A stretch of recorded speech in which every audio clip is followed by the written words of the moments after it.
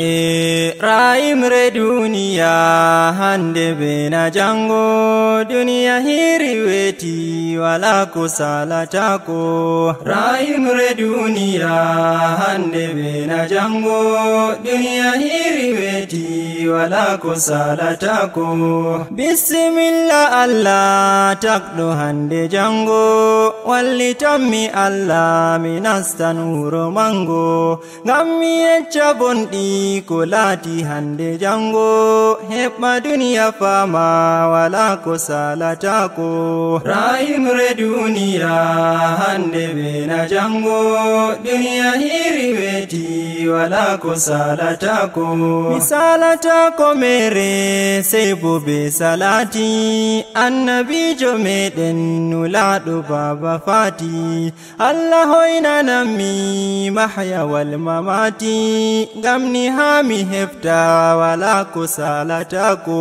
Raimre duniya hande bena jango duniya hiri weti wala ko salatako. Allah walla yammi mi fisto yako haɓɓi gammi yecca gonga e boto woɓɓe wabi Allah famtunuɓe ko duuɓi e duuɓi gamni haɓe fama wala ko timmatako. Raimre duniya hande bena jango duniya hiri weti wala ko salatako. Andara goɗɗo nyawɗo ha o dimbatako bandiraɓe mako ɓe fuu ɓe wallatako e ɓe moɓi tamdi jawdi bandi timmatako tani ɓe itti seeɗa sey kusel e haako. Raimre duniya hande bena jango duniya hiri weti wala ko salatako.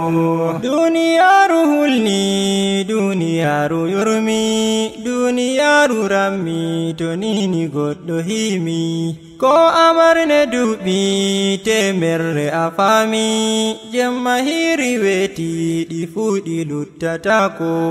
Raimre duniya hande bena jango duniya hiri weti wala ko salatako.